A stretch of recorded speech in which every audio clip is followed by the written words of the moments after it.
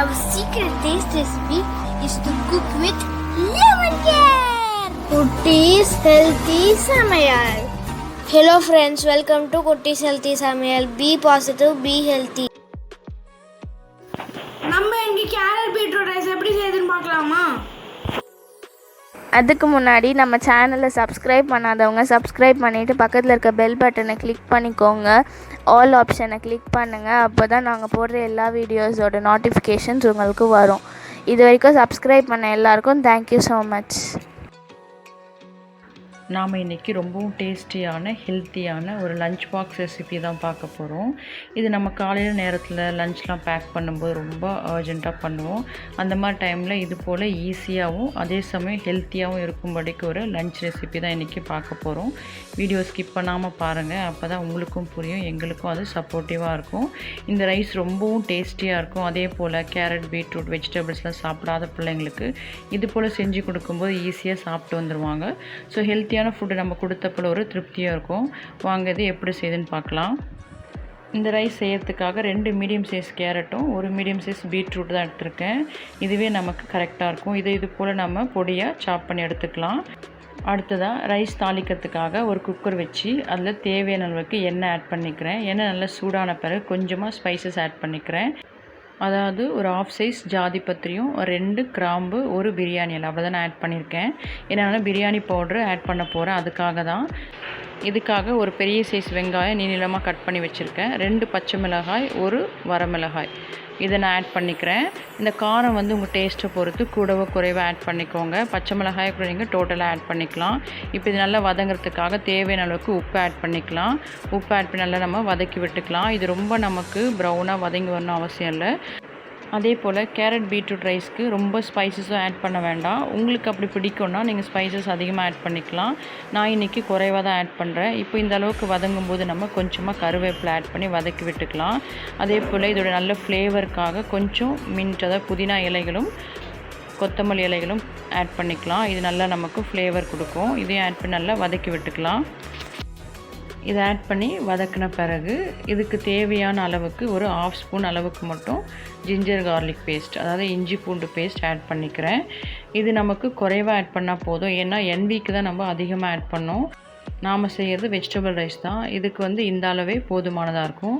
இது பச்சை வாசனை போன பிறகு இது கூடவே நம்ம கட் பண்ணி எடுத்து வச்சுருக்க வெஜிடபிள்ஸ் ஆட் பண்ணிக்கலாம். அதாவது 2 கேரட்டும் 1 பீட்ரூட் இது நம்ம பொடியாக கட் பண்ணி வச்சுருக்கோம். இதை ஆட் பண்ணிக்கலாம். இதை ஆட் பண்ணி நல்லா அந்த எண்ணெயிலே நம்ம ஒரு ஃபியூ செகண்ட்ஸ் மட்டும் ஜஸ்ட் அப்படியே வதக்கி விட்டுக்கலாம். அடுத்ததாக இதுக்கு தேவையான 1/2 ஸ்பூன் அளவுக்கு மஞ்சள் ஆட் பண்ணிக்கிறேன். நமக்கு பீட்ரூட்டே நல்லா கலரிங் கொடுக்கும், அதனால் மஞ்சள் குறைவாக தான் ஆட் பண்ணிக்கிறேன். அடுத்து இதுக்கு தேவையான 1/2 ஸ்பூன் அளவுக்கு பிரியாணி மசாலா பவுடர் இதையும் நான் ஆட் பண்ணிக்கிறேன். இது எப்படி வீட்லேயே ப்ரிப்பேர் பண்ணுறது நாங்கள் ஒரு வீடியோ லோட் பண்ணியிருக்கோம். அதோட லிங்க் நான் டிஸ்கிரிப்ஷன் பாக்ஸில் கொடுத்துருக்கேன், செக் பண்ணிக்குவோம். கண்டிப்பாக யூஸ்ஃபுல்லாக இருக்கும். அப்படி இல்லைனா கரம் மசாலா பவுடர் ஆட் பண்ணிக்கலாம். கூடவே 3/4 ஸ்பூன் அளவுக்கு மிக்சட் மிளகாய்த்தூள், அதாவது வீட்லேயே நம்ம அரைக்கிற மிளகாய்த்தூள் தான், குழம்பு மிளகாய்த்தூள். இது எப்படி அரைக்குதுன்னு லேட்டஸ்ட்டாக ஒரு வீடியோ லோட் பண்ணியிருக்கோம். எங்கள் சேனல் விசிட் பண்ணி அதையும் பாருங்கள், கண்டிப்பாக யூஸ்ஃபுல்லாக இருக்கும். இப்போ எல்லாம் மிக்ஸ் பண்ணி விட்ட பிறகு 1 டம்ளர் அளவுக்கு தண்ணி ஆட் பண்ணிக்கிறேன், அதாவது 200 ml.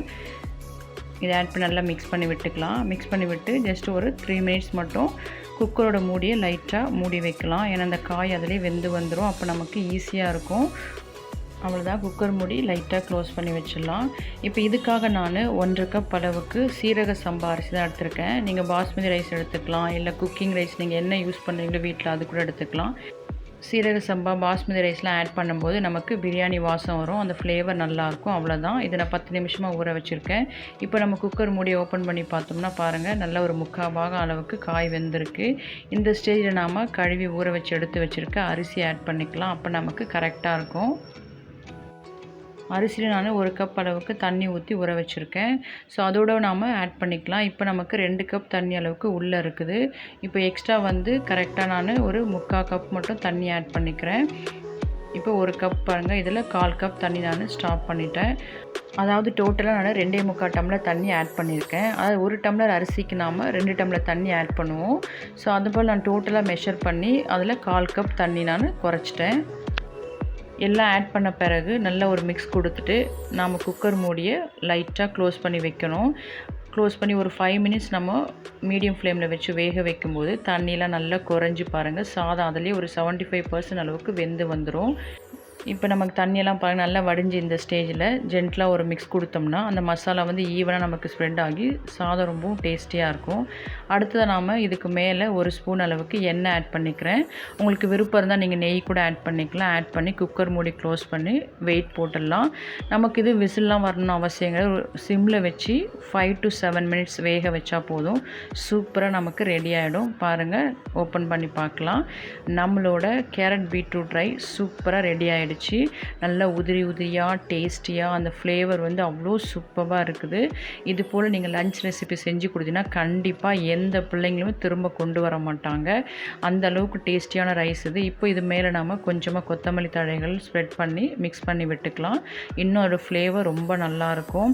இதுக்கு காம்பினேஷன் வந்து பார்த்திங்கன்னா சைட் டிஷ்ஷு பொட்டேட்டோ ஃப்ரை இல்லை எக் ஃப்ரை, அதாவது எக் பாயில் பண்ணி நம்ம மசாலா எக் பண்ணுவோம் இல்லையா, அது கூட இது ரொம்ப சூப்பராக இருக்கும். அதே போல் ஆர்டினரியாக நம்ம ரொம்ப சிம்பிளாக பண்ண சிப்ஸ் கூட இதுக்கு ரொம்பவும் டேஸ்டியாக இருக்கும். இது போல் நீங்கள் செஞ்சு கொடுத்தீங்கன்னா கண்டிப்பாக பிள்ளைங்க விரும்பி சாப்பிடுவாங்க. நாங்கள் இன்றைக்கி பாயில்டு மசாலா எக் தான் செஞ்சுருக்கோம். அதுவும் இந்த சாதத்துக்கு ரொம்ப சூப்பர் காம்பினேஷனாக இருக்கும். ஸோ இதன் டிப்ஸ் எல்லாம் ஃபாலோ பண்ணி நீங்களும் இது போல் செஞ்சு பார்த்துட்டு உங்கள் டேஸ்ட் உங்கள் எக்ஸ்பீரியன்ஸ் எனக்கு கமெண்ட் பண்ணுங்கள், லைக் பண்ணுங்கள், தொடர்ந்து சப்போர்ட் பண்ணுங்கள். தேங்க்யூ. Yummy tasty. நீங்களும் ட்ரை பண்ணுங்கள், என்ஜாய் பண்ணுங்கள், ஹெல்த்தியாக இருங்க. தேங்க்யூ. மற்ற ரெசிபீஸோட லிங்க்ஸ் எல்லாம் டிஸ்கிரிப்ஷன் பாக்ஸில் இருக்குது. உங்களுக்கு இந்த வீடியோ பிடிச்சிருந்ததுன்னா லைக் பண்ணுங்கள், ஷேர் பண்ணுங்கள், கமெண்ட் பண்ணுங்கள், சப்ஸ்கிரைப் பண்ணுங்கள், பக்கத்தில் இருக்க பெல் பட்டனையும் கிளிக் பண்ணுங்கள். பாய்.